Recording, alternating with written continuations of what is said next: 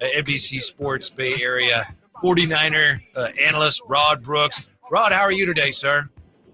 I'm doing great. How you guys doing? We're doing fine. We're just trying to figure out where to start with you. You know, picking through the wreckage of another dismal week. I guess I'd ask you about De'Vondre Campbell. Nick Bosa, other than what he said about the locker room. Do you think the 49ers as an organization had any idea De'Vondre Campbell was as upset as he appeared to be last Thursday?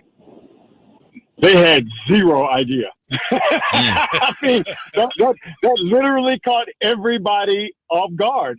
I mean, because it should. Nobody quits during the middle of a football game except for Vernon Davis's brother. That's the only instance. God rest his soul. He passed away not too long ago. But no, man, guys just don't quit during the middle of football games. And we laughed about it after the show because you got to be a real just sorry, salty cat to drive to work, right?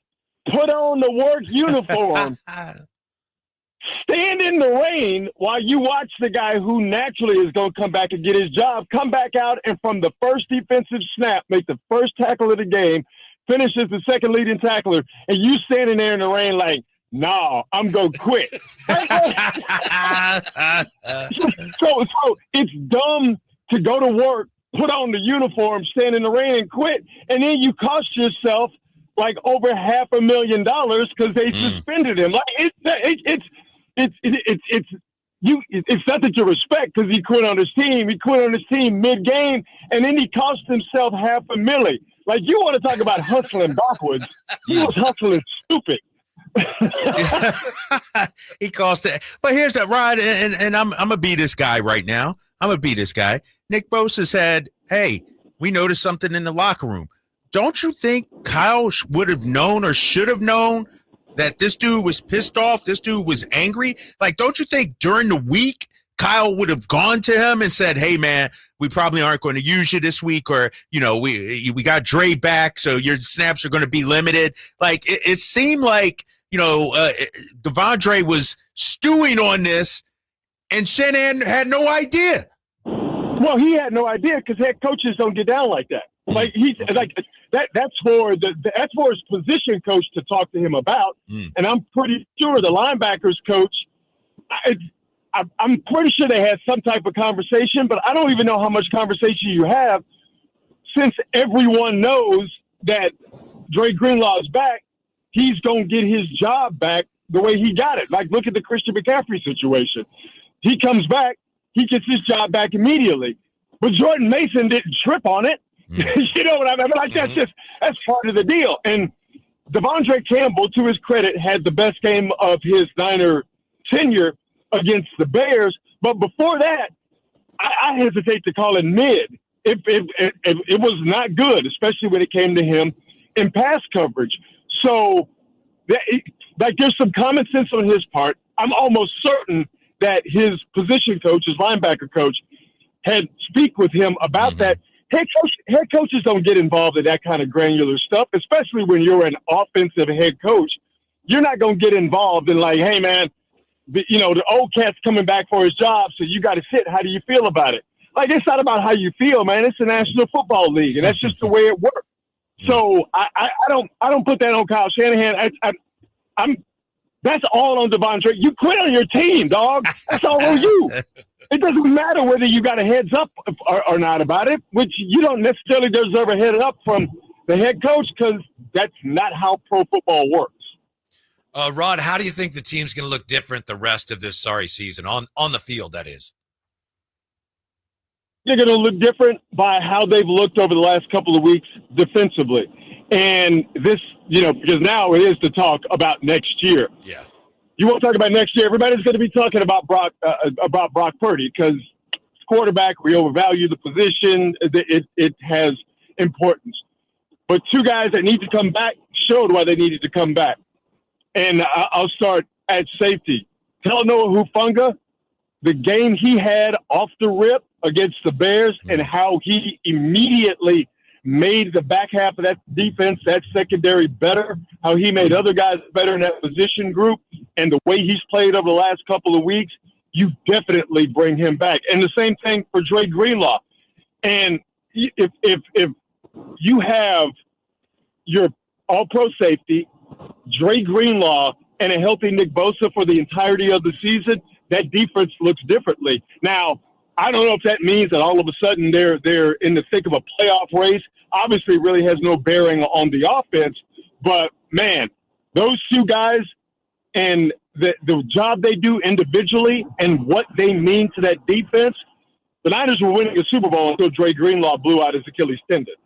All of a sudden, Dre Greenlaw comes back, and that defense is hostile, mobile, and agile. So, to me, that's what I'm focusing on is those two guys are back. Do they stay playing at the high level that they played at, just coming back into the mix? And then do the Niners keep them around because they have some decisions to make about them? Rod Bricks joining us. Let's go on the offensive side of the ball. Trent Williams. Kyle Shanahan hinted that, he might not be back this season because of the injury, not ready quite yet. What's the future hold, you think, for Trent? Obviously getting up there in age, dealing with a lot off the field this season as well. Could this be his last year? Could he go out like this? From a football standpoint, Trent Williams, you're better with him. And I hesitate with this because I really do find it hard to separate what Trent Williams did and did not do, good and not so good on the field. I find it hard to separate that from what he's going through in his personal life, which is just an unimaginable tragedy with losing his twins. Clearly, he's compromised from a health standpoint. When Trent Williams is right, Trent Williams is healthy. That dude is starting left tackle on the Niners and the overwhelming majority of teams in this league. Would he not want to play football because of he's got to handle business at home? I don't know. I don't want to speculate. But if I can put that aside for a second, I have a hard time thinking a guy who held out to get more money, to get more security for his family is done playing football. Right. If his body and his mind is cool with playing football. You dig what I'm saying? Yeah, yeah. But he, along with Devo, along with, a few other guys whose names escape me at this point, he didn't, his production dipped a little bit. He's got to be better. Kyle Shanahan's better. And so I think, again, I don't know what's happening in his life, but if I can put that aside for a second, if Trent Williams' body allows him to play football and his mind can put aside the horrible tragedy at home, I want Trent Williams on my football team. Mm-hmm. I want him protecting my blind side. Catching up with Rod Brooks as we do every week. Has wide receiver become all of a sudden, well, going into next year as well, has it become a position of need for the 49ers, Rod? Oh, boy. Here's why. Well, I was going to say no reflexively, but I don't know when Brandon Ayuk is coming back. Yeah. ACL and MCL. So I don't know when he comes back. The Ricky Pearsall thing, it'd be stupid to say he's a bust. You don't know. But I think that there was an impact that was expected from him that didn't hit the way people wanted it to and when they wanted it to. Jawan Jennings has proven that if he is in your wide receiver room, you're doing okay. But they've got to find a way to get some production from Pearsall. And I would expect for that to come next year. But again, he started from, way behind the eight ball, considering the fact that he got shot in the chest. Yeah, so I don't know how we properly evaluate his season because, well, he got shot in the chest. There are no analytics for that, Rod. We don't have analytics for that. Exactly, man. I don't know how you quantify that because, well, you can't. I don't know when Brandon Ayuk is coming back. So, and the Debo situation, we all know it. We've discussed it. It ain't what it needs to be. It ain't what it used to be. So, yeah, as I talk myself through the whole question you just asked me, wide receiver is something that is on the table, but I think there are more pressing needs for me personally, interior offensive line and maybe interior defensive line. But for me, number one, if we're talking about next season, interior offensive line, center, left guard. To me, those are the issues that I think need to be addressed through the draft immediately.